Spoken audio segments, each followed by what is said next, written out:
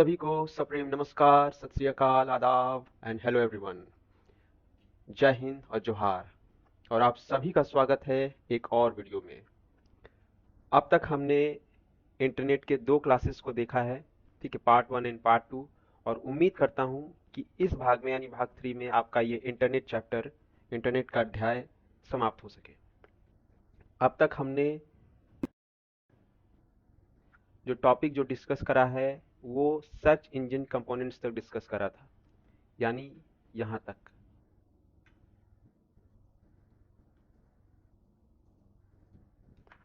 Search engine components तक discuss करा था। अब हम लोग आगे बढ़ेंगे आईपी एड्रेस के साथ, ठीक है। कुल मिलाकर अभी भी हमें लगभग 6 से 7 टॉपिक हमारे बाकी हैं। तो चलिए बिना अतिरिक्त समय जाया करते हुए हम आगे बढ़ते हैं इस भाग 3 में। और चलिए विद्यार्थियों, पढ़ते हैं। उम्मीद करता हूं कि ये जो चैप्टर जो मैंने अभी तक आपके सामने रखा है पार्ट 2 तक, वो आपको चीज़ें समझ में आई होंगी। और कुछ भी यदि संदेह है, कुछ भी डाउट है, तो आप हमसे संपर्क कर सकते हैं। हम चीज़ों को क्लेरिफाई करने का प्रयास करेंगे, ठीक है। और यदि आपको इसके नोट्स चाहिए तो आप इसके लिए भी हमसे संपर्क कर सकते हैं। आपको एक मतलब बढ़िया नोट्स जिसमें आपको व्यापक हर एग्जाम्स को लगभग जो कवर किया जा सके कंपटीशन लेवल पर, सेंट्रल लेवल हो या चाहे आपके स्टेट लेवल्स हो, आपको सारी चीज़ें इसमें मिल जाएंगी। और मैंने जो नोट्स जो बनाया है ये मतलब ये सिंपली ये पैराग्राफ मोड में आपको नोट्स नहीं मिलेंगे। इसमें अपितु इसमें आपको मतलब जो कीवर्ड्स के साथ या फिर मैपिंग के साथ जो माइंड मैप बोलते हैं उसका प्रयोग मैंने ज़्यादा करने का प्रयास किया है। तो चलिए आज जो हमारा जो टॉपिक आज हम शुरू करेंगे जिसका कि नाम है आईपी एड्रेस, ठीक है। बेसिकली क्या होता है, देखिए, किसी भी इंसान को भी मतलब पहुंचने के लिए एड्रेस की आवश्यकता होती है। आप कॉलोनी में रहते हैं, घर में रहते हैं, किसी भी दो मकान का एक नंबर नहीं हो सकता है। ठीक उसी प्रकार से ये आईपी एड्रेस का मतलब होता है कि इंटरनेट प्रोटोकॉल एड्रेस, ठीक है। अब ये है क्या इंटरनेट प्रोटोकॉल एड्रेस और इसकी आवश्यकता क्यों आन पड़ती है, तो ये हमें समझने की आवश्यकता है।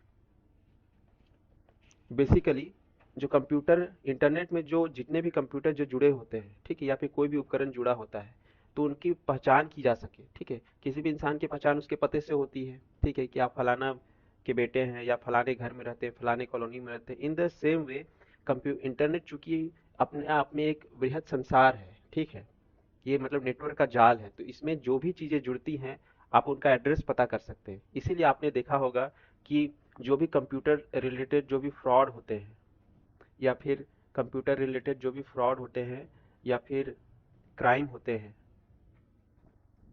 उसमें इन्हीं आईपी एड्रेस से हम उस कंप्यूटर तक पहुंचते हैं। ये पुलिस टीम पहुंचती है कि किस कंप्यूटर से वो कंप्यूटर कहाँ से ऑपरेट किया जा रहा था जिसके तहत मतलब ये जो फ्रॉड या क्राइम किया गया है, ठीक है।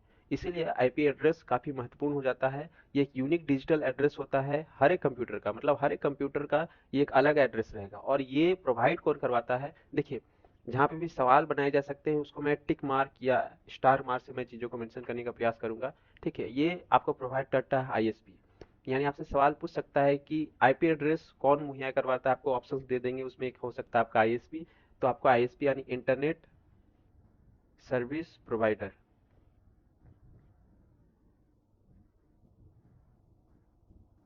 इंटरनेट सर्विस प्रोवाइडर बेसिकली वो संस्था होती है जो हमें इंटरनेट सेवा प्रदान करती है, ठीक है। आपका जियो हो सकता है, एयरटेल हो सकता है, बीएसएनएल हो सकता है, ठीक है। और इतना बात ध्यान रखिए कि यूनिक ये होता है, यानी हर एक कंप्यूटर का मतलब कोई भी कंप्यूटर, मतलब यदि अनगिनत कंप्यूटर है तो उन सारे अनगिनत कंप्यूटर का जो एड्रेस होगा वो बिल्कुल ही अलग होगा, ठीक है। और ये जो आईपी एड्रेस जो होता है, ठीक है, ये बेसिकली दो प्रकार के होते हैं। ये बेसिकली दो प्रकार के होते हैं, एक तो होता है परमानेंट होता है, दूसरा डायनामिक होता है। अब ये परमानेंट और डायनामिक में अंतर क्या है। परमानेंट बोले तो जब हमें, अब चूंकि हमें प्रोवाइड कौन कर रहा है आईपी एड्रेस, आईएसपी यानी इंटरनेट सर्विस प्रोवाइडर, यदि वो हमें मतलब स्थायी, मतलब वो स्थायी एड्रेस हमें दे दे, यानी जिसे कि कंप्यूटर के लैंग्वेज में हम आईपी एड्रेस बोलते हैं, तो वो हमारा स्टैटिक कहलाएगा, ठीक है। उसे हम लोग स्टैटिक आईपी एड्रेस बोलेंगे। लेकिन यदि वो हमें डायनामिक दे, डायनामिक मतलब हमने अभी कनेक्ट करा, हमें कुछ मतलब एक आईपी एड्रेस मिला, ठीक है, हमने दोबारा कनेक्ट किया, हमें दूसरा आईपी एड्रेस मिला, हमने तिबारा कनेक्ट किया, हमें तीसरा आईपी एड्रेस मिला, मतलब जितनी बार आप उससे जुड़िएगा, ठीक है, आप चाहे कितनी बार भी जुड़िए, आपको अलग अलग आईपी एड्रेस देता है, तो उसे हम लोग डायनेमिक बोलते हैं। ठीक है, अब इसका एग्जाम्पल क्या होता है, जो भी आपका जो कल जो मैंने आपको कनेक्शंस के बारे में पढ़ाया था, कनेक्टिंग मेथड्स के बारे में पढ़ाया था, ठीक है, ठीक है, जैसे डीएसएल हो गया, या फिर हमारा आईएसडीएन हो गया, या फिर जो फाइबर ऑप्टिक्स जो आजकल जियो काफी इस्तेमाल हो रहा है, या एयरटेल इस्तेमाल हो रहा है, इसमें जो हमें जो आईपी एड्रेस जो मिलता है वो हमारा स्टैटिक होता है। लेकिन जो मॉडेम के थ्रू जब हम इंटरनेट सर्विस को लेते हैं, तो उसमें हमें डायनेमिक मतलब डायनेमिक आईएसपी का मिलता है। तो यही बेसिकली अंतर है कि कितने प्रकार के आईएसपी होते हैं, मतलब कितने प्रकार के आईपी एड्रेस होते हैं, ये कौन प्रोवाइड करवाता है, ठीक है, स्टैटिक वाला किस कनेक्टिंग मेथड्स में आएगा, डायनेमिक वाला कौन देगा, तो ये चीजें होंगी। और आईपी एड्रेस जो होता है ये बेसिकली इसमें आपकी दो चीजें पता लगती हैं, एक तो आपका प्रोटोकॉल नेम और दूसरा आपका लोकेशन। ठीक है, वो जो नंबर जो इसमें रहता है उसी से आपका ये सब कुछ पता लग जाता है।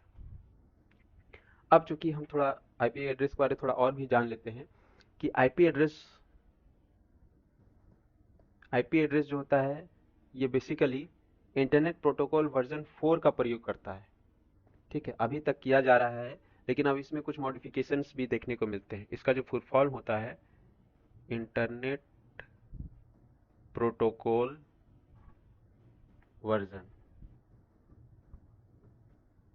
ठीक है, ये बेसिकली क्या करता है कि 32 बिट नंबर ऑफ एड्रेस है, 34, और इसमें जो आपके जो नंबर जो होते हैं वो चार सेट्स में होते हैं। देखिए यहाँ पे मैंने आपको चार सेट्स होते हैं, और ये सेपरेशन होता है डॉट से। ठीक है, चार सेट रहेंगे और वो तीन आपके मतलब सेपरेशन से वो सेपरेट होते हैं। और इसमें जो हर एक सेट्स जो होता है, ठीक है, हर एक सेट्स का जो वैल्यू होता है वो 0 to 255 कैरी करता है। तो आईपी एड्रेस पे आपको अच्छे मतलब सवाल बनाए जा सकते हैं। ठीक है, आपको दो तीन ऑप्शंस दे देगा, बोलेगा कि इसमें से कौन सा चीज जो है आईपी एड्रेस से मतलब इन मतलब सही मेल खाता है। तो आपको यदि आपने चीजें पढ़ी हुई हैं तो आपको ये सभी चीजें मतलब उसमें क्लिक कर जाएंगी। यहाँ पे आपको सवाल बनेगा कितने बिट का होता है, तो 32 बिट का होता है। कितने सेट्स होते हैं, 4 सेट्स होते हैं। उन नंबर का जो वैल्यू कितना होता है, तो 0 to 255 होता है। ठीक है, सेपरेटेड वो किससे होते हैं, वो तो डॉट से होते हैं। अब इसी का एक एडवांस वर्जन आया है। ठीक है, एडवांस वर्जन आया है जिसका कि नाम है इंटरनेट प्रोटोकॉल वर्जन 6। और ये क्यों आया, चूंकि देखिए अब चूंकि इंटरनेट की जो मतलब सुलभता है इतनी ज्यादा हो गई है कि लगभग मतलब इसकी जो संख्या एक काफी मतलब दिन दुनिया बढ़ रही है, जिसके कारण क्या हुआ कि ये जो 32 बिट का जो एड्रेस है, ठीक है, ये कम पड़ने लगा। तो इसको देखते हुए अब 128 बिट एड्रेस निकाला गया, और इसका इस्तेमाल इंटरनेट प्रोटोकॉल वर्जन 6 के द्वारा किया जाता है। इसमें क्या होता है कि 4 हेक्साडेसिमल नंबर होते हैं।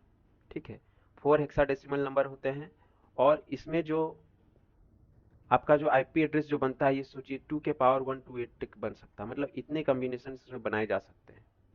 तो ये बेसिकली अंतर है इंटरनेट प्रोटोकॉल वर्जन 4 में इंटरनेट प्रोटोकॉल वर्जन 6 में।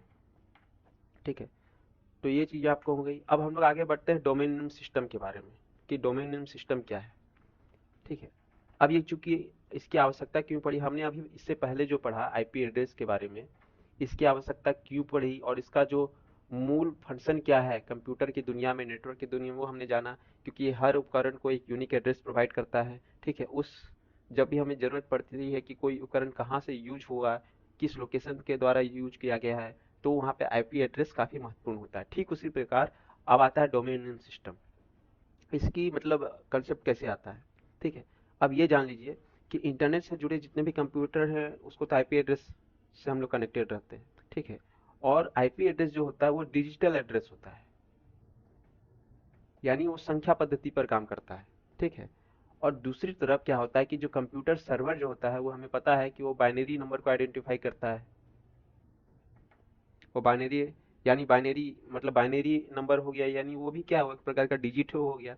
अब इसमें होता क्या है कि इन एड्रेस को आप यदि कोई यूजर याद रखना चाहे तो काफी मुश्किल हो जाता है। ठीक है। IP address user find difficulties, user find difficulties to remember.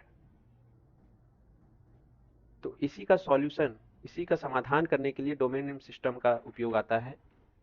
इसमें क्या होता है कि जो आईपी एड्रेस जो होते हैं आपके, आईपी एड्रेस जो भी हैं उसको बदल दिया जाता है, किसमें, शब्दों से, वर्ड्स। इसमें जो अब एड्रेस का इस्तेमाल होता है उसमें वर्ड्स के साथ होता है, ठीक है, जिसको कि एक आम यूजर भी आसानी से उसे याद रख सकता है। क्योंकि आईपी एड्रेस को नहीं याद रख सकता है लेकिन डीएनएस को वो याद रख सकता है। ठीक है, अब इसका एग्जांपल भी क्या क्या ये भी हम आपको बताएंगे। ठीक है, डोमेन नेम सिस्टम में जितने भी आपके डोमेन नेम होंगे तथा जितने भी उससे संबंधित आईपी एड्रेस होंगे, वो मतलब उसका पूरा एक संयोजन होता है, वो पूरा कंप्लीट पैकेज होता है। ठीक है, जब हम किसी भी वेब ब्राउज़र में जब जाते हैं तो हम वहाँ पे मतलब हम क्या करते हैं, वहाँ डोमेन नेम ही टाइप करते हैं, और डोमेन नेम के कारण ही हम चीज़ों को याद रख पा रहे हैं, गूगल को, याहू को, ठीक है, पीआईबी को, एसबीआई को। यहाँ पे हम नंबर की हमें आवश्यकता नहीं हो रही है। तो ये बेसिकली मतलब सबसे इम्पोर्टेंट भाग है डीएनएस का। क्योंकि डीएनएस क्यों आया और ये मतलब कैसे हमें हेल्पफुल होता है। ठीक है, वही चीज़ हमने आपको यहाँ पे बताने की कोशिश की है कि every website on network has unique name that is the address of that website. ठीक है, और इसी कारण क्या होता है कि जैसे आईपी एड्रेस अलग अलग होते हैं, ठीक उसी प्रकार से वेबसाइट का ये जो डोमेन नेम होता है ये भी अलग अलग होता है।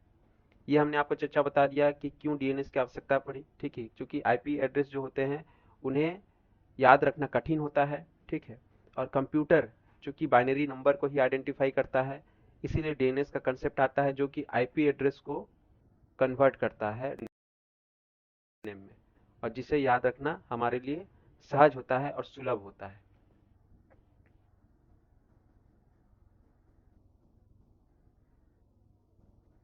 और एक चीज याद रखिएगा कि डोमेन नेम जो होता है वो केस सेंसिटिव नहीं होता है, नॉट केस सेंसिटिव।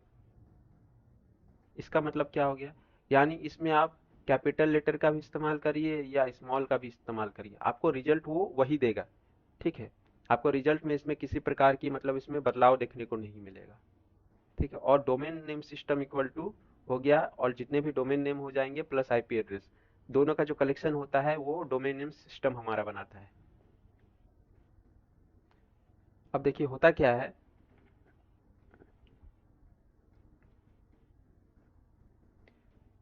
एक यूजर जो होता है वो डोमेन नेम को टाइप करता है। ठीक है, वो डोमेन नेम सिस्टम के पास जाता है। ठीक है, अब उसमें क्या होता है कि चूंकि उसके पास कलेक्शन के रूप में डोमेन नेम भी है और आईपी एड्रेस भी है, तो यूजर ने उसे डोमेन नेम दिया।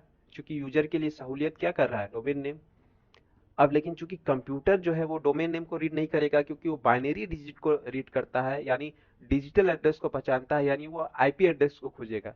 तो चूंकि इस डोमेन नेम सिस्टम में इस जगह पर आपको डोमेन नेम भी है और आईपी एड्रेस भी है, तो फिर वो आईपी एड्रेस भेजेगा कंप्यूटर को, उसके बाद वो कंप्यूटर उस चीज को आइडेंटिफाई करेगा, उसके बाद उसे रिजल्ट के रूप में हमारे सामने प्रस्तुत करेगा। ठीक है, अब जैसे मान लीजिए ये जो google.com है, ठीक है, google.com, ये क्या है, ये प्रकार का एक डोमेन नेम है।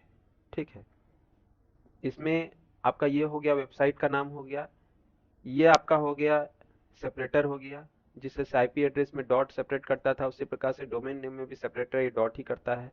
और ये जो कॉम हो गया, ये संस्था को रिप्रेजेंट करता है। ठीक है, ऑर्गेनाइजेशन हो गया, ऑर्गेनाइजेशन को रिप्रेजेंट करता है। अब ये जो डोमेन नेम सिस्टम जो होते हैं, ठीक है, डोमेन नेम सिस्टम जो होता है ये, इसका जो अंतिम भाग है, ये दो प्रकार की चीजों को मतलब रिप्रेजेंट करता है, या तो ये ऑर्गेनाइजेशन को रिप्रेजेंट करेगा, या तो ये किसी कंट्री को रिप्रेजेंट करेगा। ठीक है, आप देखे होंगे किसी वेबसाइट के बाद आप कॉम लिखते हैं, किसी वेबसाइट के बाद आप इन लिखते हैं, ऐसा क्यों। इन का मतलब हो गया हमारा भारत देश, और यदि आप यूएस में हैं तो वहां पे आप यूएस लिखेंगे। ठीक है, आप यदि एजुकेशनल संस्था में देख रहे हैं तो वहां पर आप डॉट एजू लिखेंगे। तो वही चीज हमने आपको बताने के प्रयास किया है, यदि कंट्री का नेम रिप्रेजेंट होगा तो dot in, dot US, dot के बाद उस कंट्री का जो भी एक्सटेंशन है वो यूज होगा। और जेनरिक का मतलब हो गया वो किसी संस्था को रिप्रेजेंट करेगा। ठीक है, गवर्नमेंट का हो सकता है, एजुकेशन का हो सकता है, कमर्शियल का हो सकता है, मिलिट्री का हो सकता है। ठीक है, वो इंटरनेशनल हो सकता है। या फिर डॉट को, जिसे कंपनी, इसका मतलब कंपनी होता है। ठीक है, डॉट इन्फो, इसका मतलब इंफॉर्मेशन होता है। ठीक है, डॉट नेट, इसका मतलब नेटवर्किंग होता है। ठीक है, अब इसके कुछ कैरेक्टर्स के बारे में भी जान लीजिए। ठीक है, पहली बात तो ये कि जो डोमेन नेम सिस्टम होता है, ठीक है, इसमें अंक भी हो सकते हैं आपके और अक्षर भी हो सकते हैं। ठीक है, इसमें डिजिट भी होगा और आपका अल्फाबेट भी होगा। ठीक है, मान लीजिए एक तो हो गया www.google.com। देखिए इसमें अल्फाबेट है। आप चाहें तो www, ठीक है, myra123.com भी कर सकते हैं।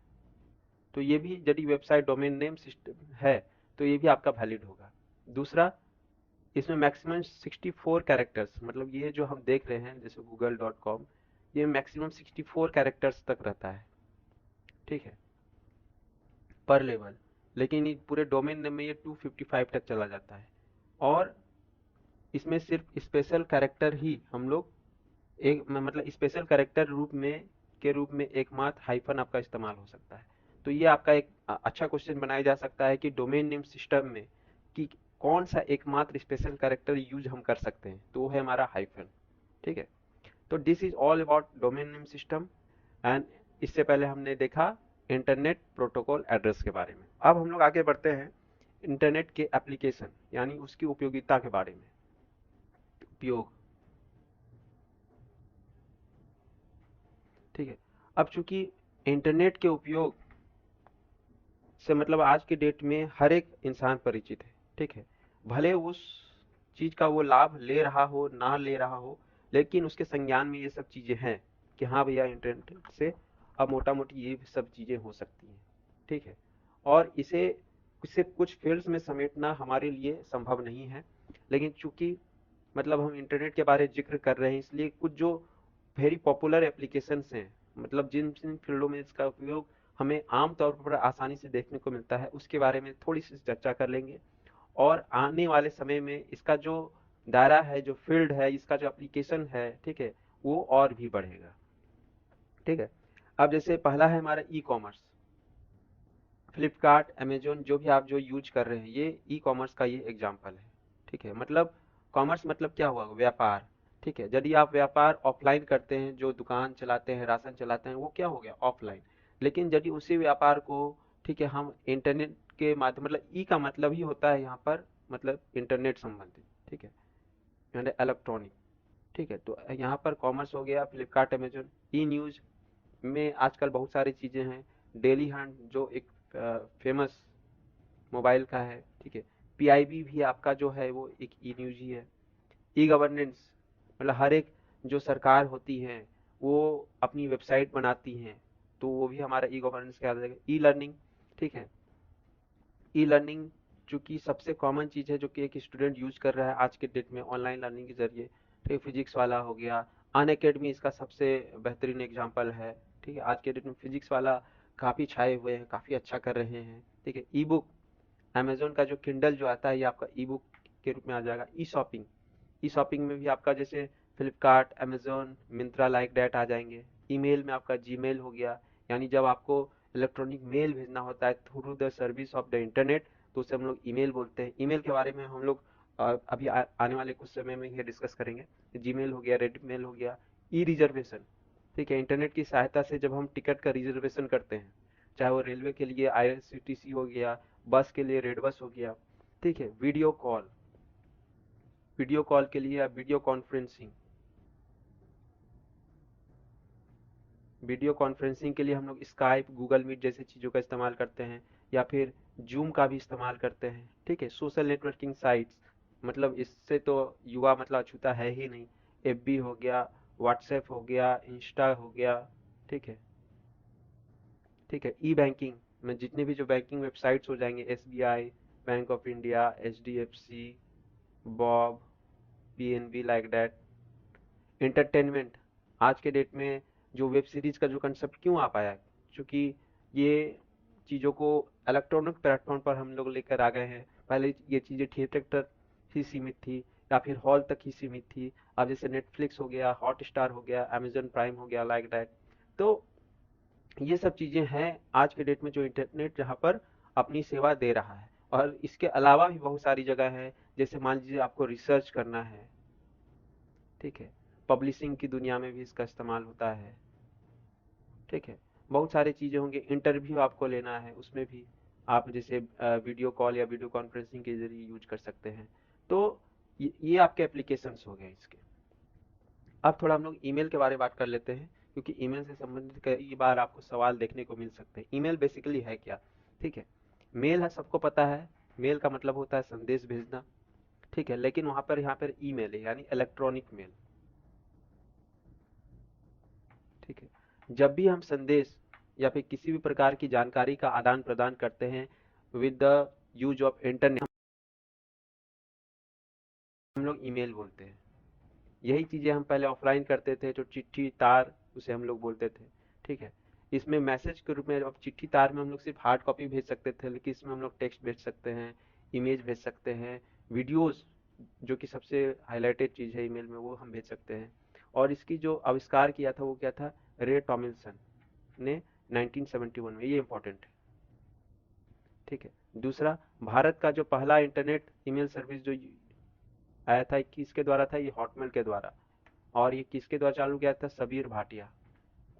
तो ये भी इंपॉर्टेंट है, इसमें एक एक पॉइंट इंपॉर्टेंट है। अब ईमेल नाम के, ईमेल को थोड़ा सा हम लोग और खंगालने का प्रयास करते हैं कि ईमेल में क्या क्या कंपोनेंट्स हमें मतलब मिलते हैं। पहला, उसमें आपको यूजर नेम मिलेगा। दूसरा, आपको सेपरेटर मिलेगा। और तीसरा, उसको उसमें होस्ट नेम मिलेगा, ठीक है। एक बात का ध्यान रखना है कि ईमेल में स्पेस का अलाउ नहीं होता, मतलब स्पेस उसमें अलाउ नहीं होता है। अब मान लीजिए मैंने आपको एग्जांपल दिया है, जैसे हमारे चैनल का नाम है सीएस पढ़ाई विला, तो इसका ये पूरा ईमेल है, ठीक है। अब इसमें एट के पहले जो चीजें हैं वो क्या है, वो यूजर नेम को रिप्रेजेंट कर रही है, ठीक। और एट तो हो गया, वहां पर सेपरेटर का काम कर रहा है, ठीक है। और ये gmail.com, ये क्या है, होस्ट नेम है या डोमेन नेम है। यहाँ पे चीजें बदल भी सकती हैं, यहाँ पे याहू भी आपका हो सकता था, ठीक है। यदि याहू से हम चीजों को लेते, ठीक है, तो वहां पे याहू होता है। यहाँ पर दूसरा मान लीजिए रेडिफ मेल, रेडिफ से लेते हैं, तो वहां पे rediffmail.com ही होता है। तो ये निर्भर करता है कि आपका डोमेन नेम क्या है, मतलब आपका होस्ट कौन है, उस हिसाब से चीजें यहाँ पर बदलती है, ठीक है। अब ईमेल सर्विस प्रोवाइडर के बारे में कुछ जान लीजिए, जैसे कि ये आपसे पूछ सकता है कि कंप्यूटर में अधिकतर, मतलब झारखंड लेवल पर सवाल आपके ऐसे बराबर पूछ, आपको एक वर्ड दे देगा, कोई आपको टर्म दे देगा और पूछ देगा ये क्या है। जैसे आपको ओपेरा लिख के पूछ देगा कि ये क्या है, ये ब्राउजर है, ये ईमेल सर्विस प्रोवाइडर का नाम है, ठीक है, या फिर आईएसपी है, वो क्या है। तो अब आपको टिक मारिएगा, आप ब्राउजर है। ठीक उसी प्रकार से ईमेल सर्विस प्रोवाइडर का नाम देकर आपसे पूछ सकता है ब्राउज़र है या ईमेल सर्विस प्रोवाइडर है, आईएसपी है। तो इसीलिए हम लोग इस पर भी थोड़ी चर्चा कर लेते हैं। देखिए, याहू मेल हो गया, रेडिफ मेल हो गया, हॉटमेल हो गया, और क्या है, ये हमें ईमेल सर्विस प्रोवाइड करते हैं। जिस प्रकार से इंटरनेट सर्विस प्रोवाइडर हमारा है, जियो है, एयरटेल है, ठीक है, या फिर बीएसएनएल है, ठीक उसी प्रकार से ईमेल सर्विस प्रोवाइडर हो गए, ठीक। अब हम लोग थोड़ा सा इसके कैरेक्टरिस्टिक्स के बारे में जान लेते हैं, ठीक है। पहली बात, ईमेल का जो उपयोग काफी, मतलब दूर बैठे व्यक्ति को भी हम लोग एट द मोमेंट हम लोग संदेश भेज सकते हैं, ठीक। पहली बात तो ये हो गई। दूसरा, इसमें हम तरह तरह के मैसेजेस भेज सकते हैं, जैसे आपका टेक्स्ट हो गया। टेक्स्ट तो चलिए आप ऑफलाइन भी भेज सकते थे, इमेज भी आप ऑफलाइन भेज सकते थे, ठीक है। लेकिन आप वीडियोज नहीं भेज सकते हैं, साउंड नहीं भेज सकते हैं, यानी ऑडियो नहीं भेज सकते हैं।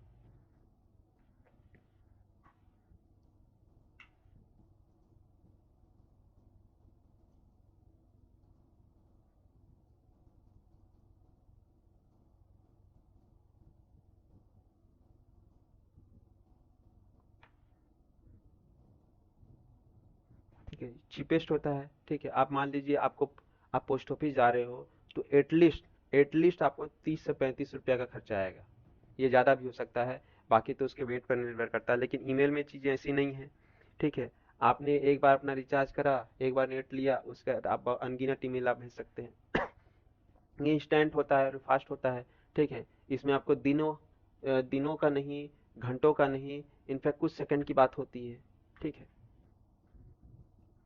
अब हम लोग ईमेल के हर एक कंपोनेंट्स के बारे में जानेंगे। जैसे यहाँ पर हमने आपको कुछ नाम दे दिए हैं, जैसे कि जीमेल हो गया, रेडिफ हो गया, याहू हो गया, हॉटमेल हो गया, आउटलुक, यांडेक्स, सेंडग्रिड, इंडिया टाइम्स, आई क्लाउड, जोहो, प्रोटोन, एओल, ये सब क्या है, हमें ईमेल सर्विस प्रोवाइडर थे।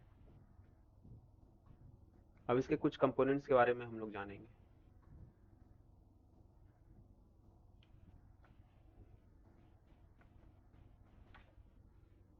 पहला है ये ईमेल में, जस्ट ए सेकेंड, पहले पहले इसमें देखते हैं इनबॉक्स। ईमेल तो हमने जान लिया।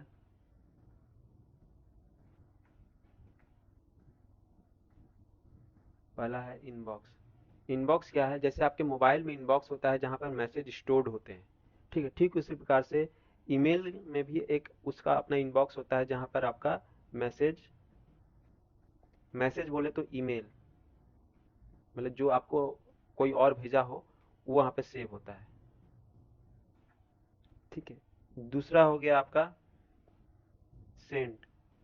सेंट में आपको आप जो ईमेल भेजते हो, यहाँ पर मैसेज बोलूं या ईमेल बोलूं, दोनों का मतलब एक ही है। ठीक है, तो जो भी आप भेजते हो वो चीज वहां पर सेव होती है। थर्ड में आपका हो गया ड्राफ्ट। जो चीजें आप सेव करके रखते हो, saved message to send further, जो आप बाद में भेजोगे। मान लीजिए आपने अभी लिखा, आपको लगता है कि इसमें कुछ और भी लिखना है या मुझे बाद में भेजना है, तो आप उसे ड्राफ्ट में सेव करते हो। फोर्थ में हो गया आपका आउटबॉक्स। आउट में जब आप कोई मैसेज भेज रहे हो या ईमेल भेज रहे हो, जब वो फेल हो जाता है या फिर अनसेंड रह जाता है, तो वो आउटबॉक्स में सेव होता है। फिफ्थ में आ जाइए। फिफ्थ में आ जाइए आपका स्टार्ट। मान लीजिए आपको कोई ईमेल इंपॉर्टेंट लग रहा है, तो आप उसमें एक स्टार्ट आइकन बना होता है, उस पर आप क्लिक कर दीजिएगा, जो कि येलो रंग का होता है। तो वो आपके स्टार्ट फोल्डर में सेव हो जाएगा, ताकि आप उस इंपॉर्टेंट ईमेल तक आप आसानी से पहुंच सको, क्योंकि आपके पास तो बहुत सारे ईमेल हैं। उस सिनेरियो में ये काम करता है। छठा है स्पैम। ये इंपॉर्टेंट है। स्पैम में क्या होता है, बेसिकली ये अनवांटेड ईमेल्स होते हैं, या फिर जिसे अनवांट, इसी के ही हम लोग जंक भी बोलते हैं, जंक ईमेल्स। जिस तरह से जंक फूड होते हैं, ठीक उस प्रकार से जंक ईमेल्स होते हैं। ये बेसिकली मतलब अवांछित होते हैं, मतलब मतलब इंफॉर्मेशन के बिना ही आपको भेज दिए जाते हैं। ये जनरली बेसिकली बहुत सारी जो कंपनियां होती हैं, ठीक है, अपने प्रचार के लिए ये सब चीजें हमें भेजती है। ठीक है, तो ये सब चीजें हो गई, inbox, send, draft, outbox, start and spam. अब हम लोग थोड़ा सा देखते हैं कि जब हम ईमेल भेजते हैं तो उसमें क्या क्या कंपोनेंट्स होते हैं। पहला टू, इसमें वो एड्रेस होता है जिसे हम लोग डायरेक्ट मैसेज भेज रहे हैं, रिसीवर्स एड्रेस। ठीक है, फ्रॉम में उस यूजर का भेजता है जो कि जो सेंडर्स होता है, सेंडर्स एड्रेस। ठीक है, इसके अलावा भी यहाँ पे चीजें ऐड होती हैं, जैसे कि एक आपका हो गया सीसी, यानी कार्बन कॉपी जिसे हम लोग बोलते हैं, कार्बन कॉपी। ये बेसिकली क्या होता है कि मान लीजिए हमको किसी को मैसेज भेजना है, लेकिन सामने वाला को इस मैसेज की डायरेक्ट मतलब जरूरत नहीं है, उस सेंस में हम लोग इस चीज का इस्तेमाल करते हैं। ठीक है, दूसरा होता है ब्लाइंड कार्बन कॉपी।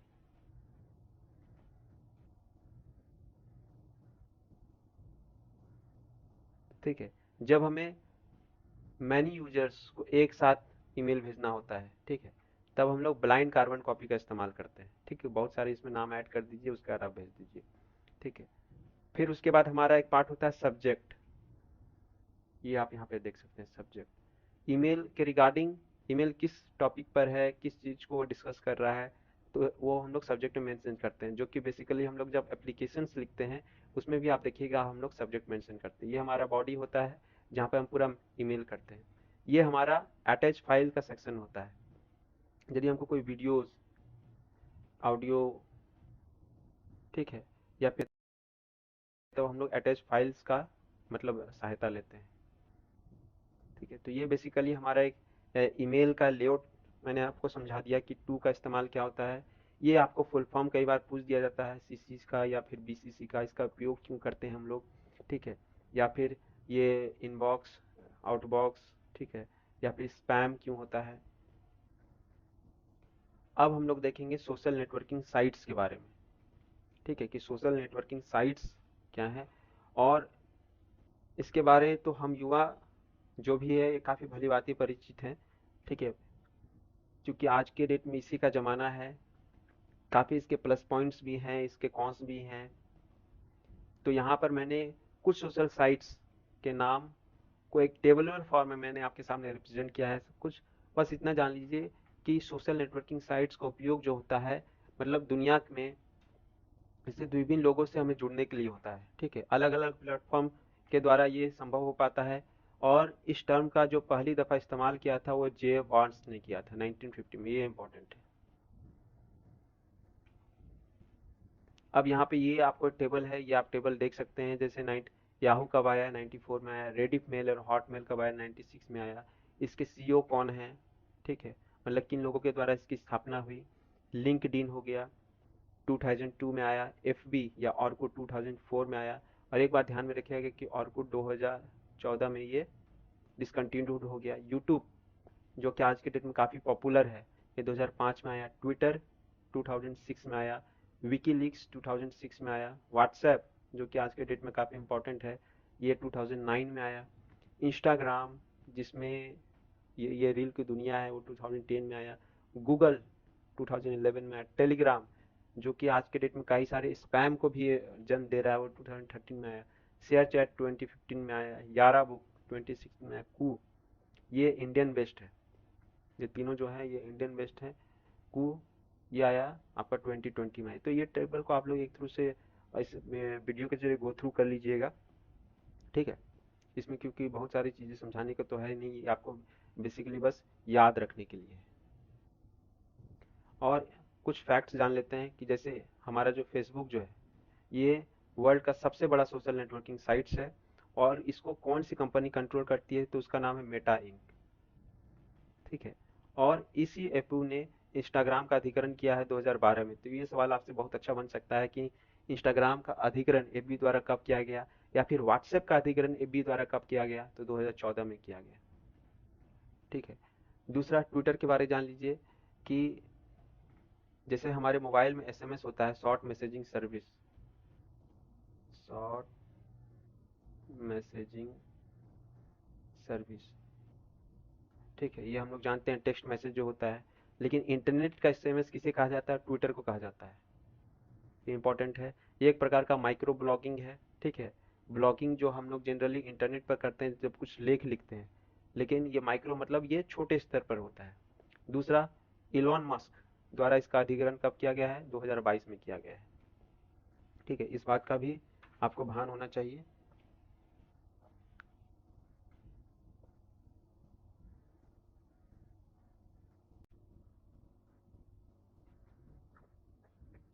अब कुछ इंपॉर्टेंट टर्मिनोलॉजीज के बारे में जानना हमारे लिए ज़रूरी है, क्योंकि इससे आमतौर पर डायरेक्ट सवाल पूछ लिए जाते हैं, ठीक है। महत्वपूर्ण शब्दावलियाँ।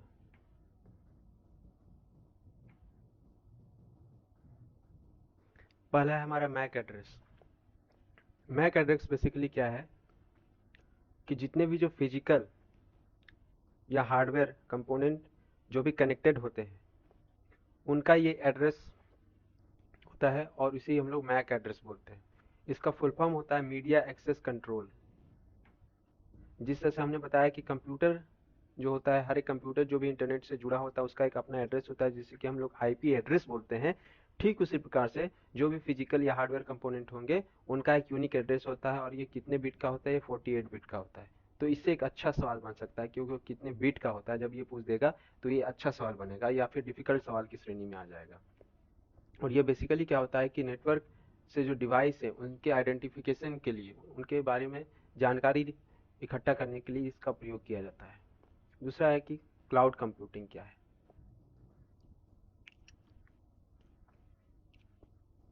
क्लाउड कंप्यूटिंग बेसिकली क्या है कि कुछ वेबसाइट्स जो होते हैं आपको पूरे कंप्यूटर की जो सर्विस है वो आपको मुहैया करवाते हैं।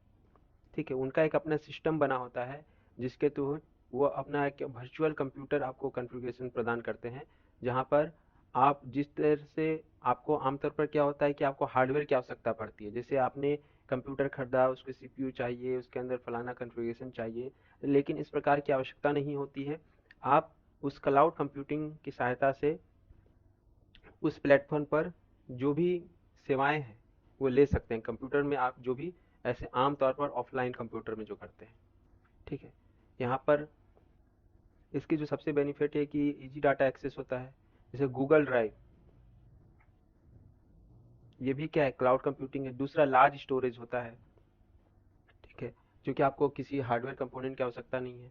दूसरा लेस प्राइस होता है इनका।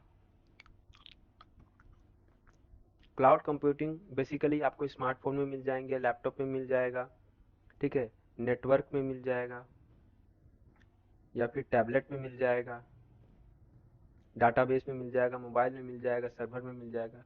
Google drive, Google cloud, one drive, ये सभी क्लाउड कंप्यूटिंग मुहैया करवाने वाले हमारे सर्विस प्रोवाइडर हैं। दूसरा है इंटरनेट ऑफ थिंग्स। ये क्या है, ये थोड़ा सा इंपॉर्टेंट टॉपिक हो सकता है, ये आपके लिए पूरा नया टॉपिक भी हो सकता है।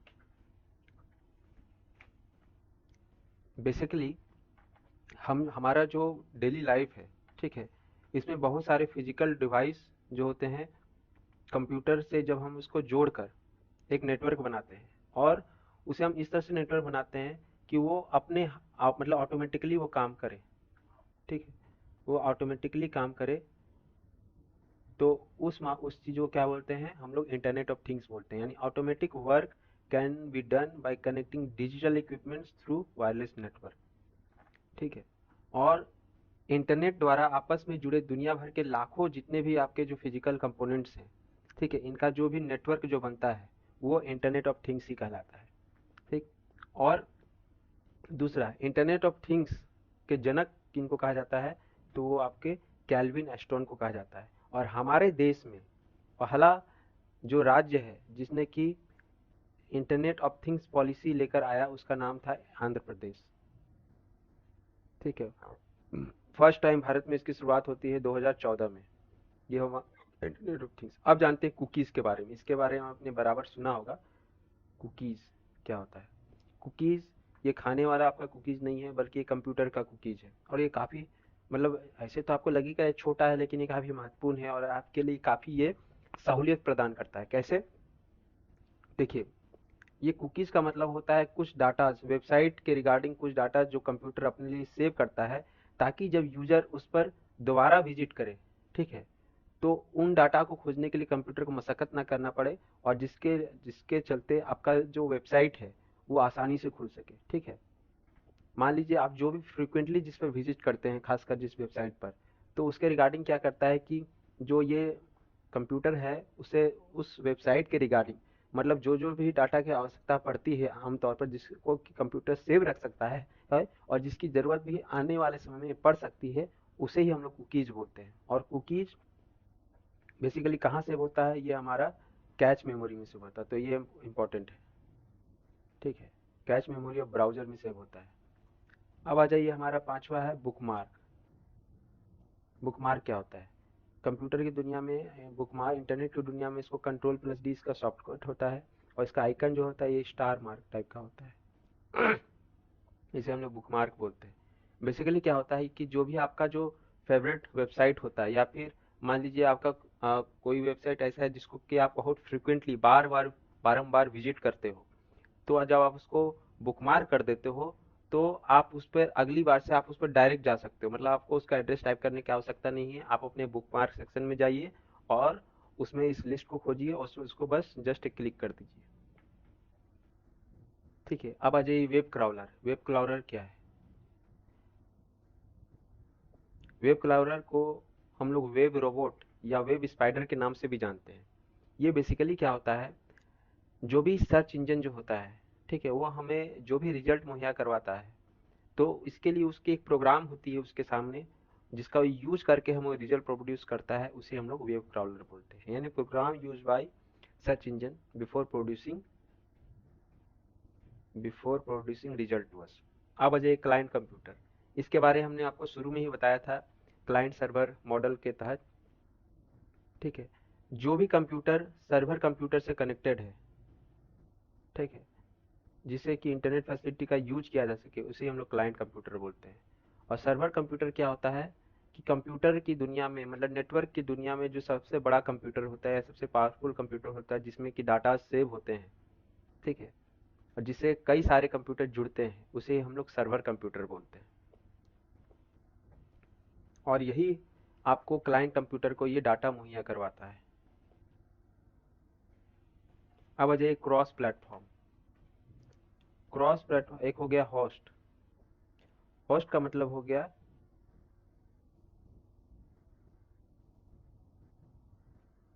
जो भी कंप्यूटर इंटरनेट से जुड़ा हुआ है, ताकि हमें वो इंटरनेट प्रोवाइड किया जा सके। मान लीजिए आप अपने घर में, आप अपने लैपटॉप को इंटरनेट से जोड़कर बैठे हुए हैं, यानी जो भी आपका जियो फाइबर हो या फिर मोबाइल के वाईफाई के द्वारा आप उसमें अन अकेडमी पढ़ रहे हो या फिजिक्स वाला देख रहे हो, तो ये आपका क्या हो गया, होस्ट हो गया। ठीक है, every computer connected to internet for providing internet services is called host. अब आ जाइए क्रॉस प्लेटफॉर्म। वैसे सॉफ्टवेयर जो कि मतलब कई सारे ऑपरेटिंग सिस्टम में मतलब ऑपरेट किए जा सकते हैं। देखिए आमतौर पर क्या होता है ना कि किसी खास ऑपरेटिंग सिस्टम के लिए, जैसे एंड्रॉयड के लिए अलग सॉफ्टवेयर रहेगा, ठीक है, विंडोज़ के लिए अलग होगा, मैक के लिए अलग होगा, आईओएस का अलग होगा। लेकिन यदि कोई ऐसा सॉफ्टवेयर है जो एक साथ हम इन चारों ही ऑपरेटिंग सिस्टम या फिर जो भी ऑपरेटिंग सिस्टम है या फिर एक से ज़्यादा ऑपरेटिंग सिस्टम में भी जिसका इस्तेमाल करें, उसे हम लोग क्रॉस प्लेटफॉर्म कहते हैं। 11 हो गया पॉपअप। जब भी आप कंप्यूटर में सर्फिंग करते हैं, ठीक है, यानी जब भी आप अपने डाटा सर्फिंग, मैंने कल ही हमने आपको बताया था कि to visit one web page to another, एक वेब पेज से दूसरे वेब पेज पर जाना, to search, to find information, उसे ही हम लोग सर्फिंग बोलते हैं। और इस दौरान जो भी आपका स्मॉल एक विंडोज पॉपअप होता है, ठीक है, उसे हम लोग पॉपअप मेनू बोलते हैं।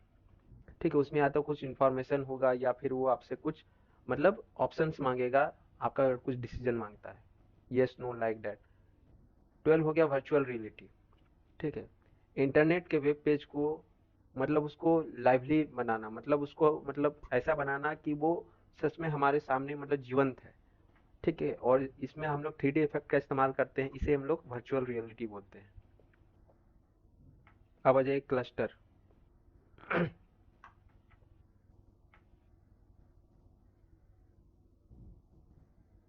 क्लस्टर क्लस्टर का मतलब होता है कि group of servers that share work and may be able to back each other if one server fails. मतलब इसमें क्या होता है कि क्लस्टर का मतलब, जैसे आमतौर पर क्या होता है कि सर्वर में कंप्यूटर्स होते हैं, ठीक है, सर्वर का मतलब ही है कि वो कंप्यूटर है, वो बड़ा कंप्यूटर है नेटवर्क दुनिया का। लेकिन इसमें क्या होता है कि ग्रुप ऑफ सर्वर्स होते हैं, ठीक है, बहुत सारे कंप्यूटर सर्वर आपस में जुड़े होते हैं और एक ग्रुप के रूप में काम करते हैं, इसलिए ताकि कभी मान लीजिए कोई एक कंप्यूटर में फेल हो जाए, सर्वर फेल हो जाए, तो बाकी तीन आपका वो काम कर सके। तो इस पे हम लोग इसे क्या कहते हैं, क्लस्टर। डाउनलोड, किसी भी इंफॉर्मेशन को इंटरनेट से अपने कंप्यूटर में रिसीव करना, ठीक है, रिसीव ऑन यूजर कंप्यूटर, उसे हम लोग डाउनलोड बोलते हैं। अपलोड, अपलोड का मतलब होता है, इसमें क्या होता है, यूजर किसी डाटा को या इंफॉर्मेशन को इंटरनेट पर भेजता है, तब हम लोग उसे अपलोड बोलते हैं। लेकिन जब यूजर इंटरनेट से डाटा को अपने पास लाता है, तो उसे हम लोग डाउनलोड बोलते हैं। तीसरा हो गया ऑनलाइन, जब भी आप इंटरनेट से कनेक्टेड रहते हैं, कनेक्टेड टू इंटरनेट, उसे हम लोग ऑनलाइन बोलेंगे। जब आप नॉट कनेक्टेड, जब आपने कनेक्शन खत्म कर दिया, नॉट कनेक्टेड, तब उसे हम लोग ऑफलाइन बोलेंगे। तो ये बेसिक कुछ टर्मिनोलॉजीज हैं जो कि इंटरनेट से जुड़े हैं, जो कि आमतौर पर आपसे पूछे जाते हैं। इसके अलावा एक होता है लॉगिन। में क्या होता है कि इंटरनेट पर किसी अन्य कंप्यूटर या फिर किसी दूसरे सर्वर से जुड़ते हैं, ताकि उस कंप्यूटर सर्वर का आप जो भी इंफॉर्मेशन यूज कर सके, तो उससे लॉगिन करते हैं। लेकिन यदि आप मान लीजिए लॉग ऑफ, जब आप किसी कंप्यूटर या सर्वर से जुड़कर अपना कार्य को मतलब समाप्त कर देते हैं, डन कर देते हैं, ठीक है, आप उस प्रोग्राम से बाहर निकल जाते हैं, तो उसे हम लोग लॉग ऑफ करते हैं। एक टर्म हमने पहले भी बताया था, नॉड किसे करते हैं, किसी भी नेटवर्क में जो भी जुड़ा प्रत्येक कंप्यूटर होता है हमारा, वो नोड कहलाता है, ठीक है। और ये इस कंप्यूटर नेटवर्क का ये फाइनल पॉइंट होता है, या टर्मिनल होता है, या एंड पॉइंट होता है। तो ये बेसिकली हमारा ये इंटरनेट का चैप्टर है, और उम्मीद करता हूँ चीज़ें आपको समझ में आई होंगी, ठीक है। और इस चैप्टर्स में हमने काफ़ी वृहद पैमाने पर इंटरनेट को मतलब समझने का प्रयास करा है, ताकि आपके विभिन्न एग्जाम्स में ये आपके काम आ सके।